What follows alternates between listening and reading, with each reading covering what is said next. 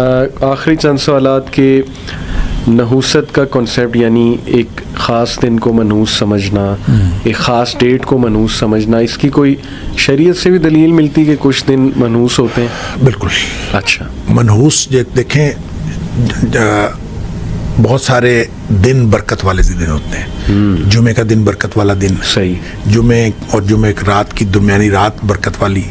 پھر جمعے کے دن ایک ایسی گھڑی ہے صحیح جو برکت والی گھڑی ہے، اس میں دعائیں قبول ہوتی ہیں. پھر نبی کریم صلی اللہ علیہ وسلم نے فرمایا ہر رات میں ایک قبولیت کی گھڑی ہوتی ہے. پھر جو رات کا تیسرا پہر ہے، پچھلا حصہ، اس اللہ تعالیٰ آسمان دنیا پہ آ جاتے ہیں. یہ مبارک گھڑی ہے.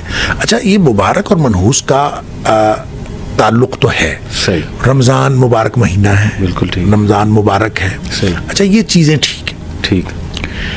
لیکن ایک اس کا مطلب یہ نہیں ہے کہ باقی دن منحوس ہیں. اچھا، دنوں کے منحوس یا مبارک ہونے کی جو وجہ ہوتی ہے وہ انسانوں کے اعمال ہوتے ہیں. اللہ. یہ گھڑیاں مبارک ہیں اس شخص کے لیے جو عمل نیک کرتا ہے ان گھڑیوں کے اندر. بالکل ٹھیک، بالکل ٹھیک. اچھا، کسی چیز کے رمضان مبارک اس لیے کہ اس میں لوگ بہت زیادہ نیکیاں کرتے ہیں، صحیح، اس لیے یہ مبارک ہے. صحیح. لہٰذا مبارک اور منحوس کا جو تعلق ہے وہ انسان کے اعمال کے ساتھ ہے. بہترین. مثال میں اس کی دیتا ہوں قرآن سے. جی.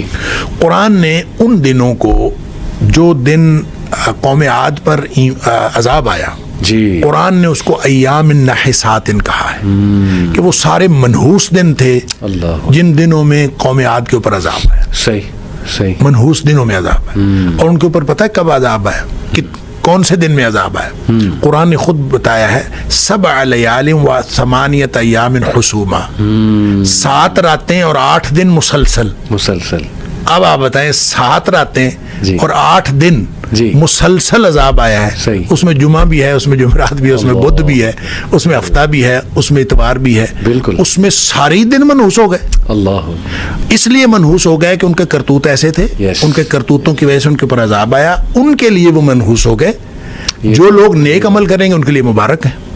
اس لیے مبارک، برکت اور نحوست کا کانسیپٹ بالکل شریعت کے اندر ہے. جی. لیکن اس کا تعلق انسان کے عمل کے ساتھ. سبحان اللہ. انسان جن اعمال کو اللہ تعالیٰ کی توحید کے لیے اور اللہ تعالیٰ کی بندگی بجا لانے کے لیے استعمال کر لیتا ہے وہ مبارک ہیں.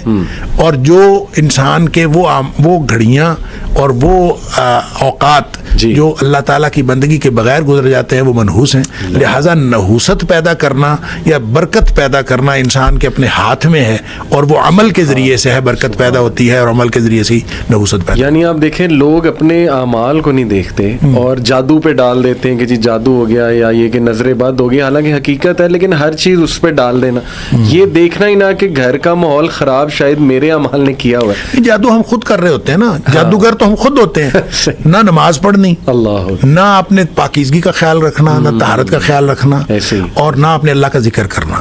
3 باتیں ہیں. قرآن نے کہا ہے یہ زندگی کی کامیابی کا علاج، یا اس کو اصول علاج کہہ لیں. جی. قد افلح من تزکا وذکر اسم ربہ فصلی. 3 باتیں ہیں: پاکیزگی، نماز اور اللہ کا ذکر. کیا بات. اگر یہ 3 چیزیں کر لیں گے تو آپ کامیاب ہیں، اور یہ شیطانی قوتیں آپ کو کوئی نقصان نہیں پہنچا سکتی.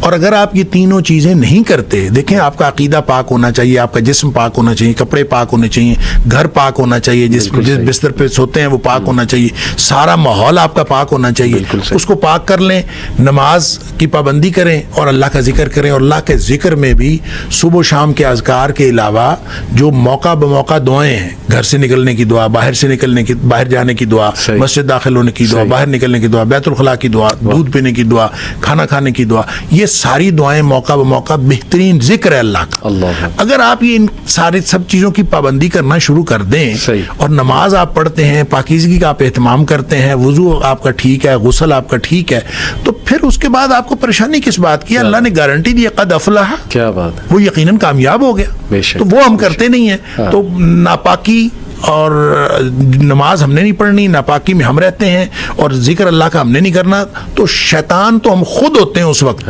اس وقت شیطان کو آنے کی ضرورت نہیں ہے, اور خود ہم نے نحوست کریٹ کی ہوتی ہے, نیگیٹیوٹی حاوی کی ہوتی ہے. گھر کے اندر 10 سال سے بڑا بچہ ایک بھی اگر بے نمازی ہے نا, اس کی نحوست سارے گھر میں پڑتی ہے.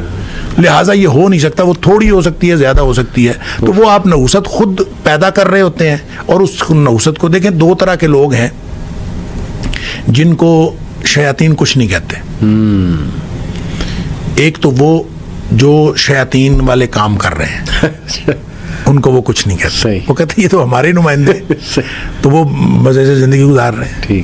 ایک وہ ہیں جن کا تحفظ اور پروٹیکشن بہت مضبوط ہے, جو گیپ نہیں دیتے, جو ذکر کے اندر, نماز کے اندر, پاکیزگی کے اندر کسی چیز میں گیپ نہیں دیتے, وہ ان کو بھی شیاطین کچھ نہیں کہہ سکتے. بالکل. جو ہمارے جیسے ہیں نا, کسی وقت نماز پڑھ لی, کسی وقت چھوڑ دی, کسی وقت پاکیزگی کا خیال کر لیا, کسی وقت ریلیکس ہو گئے, یہ جو گیپ دینے والے ہیں ان کو پھر شیاطین تنگ کرتے ہیں. اور پھر وہ آپ اس کو نحوست کہیں, آپ جو مرضی کہیں, وہ آپ کا اپنا کیا وہ عمل ہوتا ہے. بالکل ٹھیک.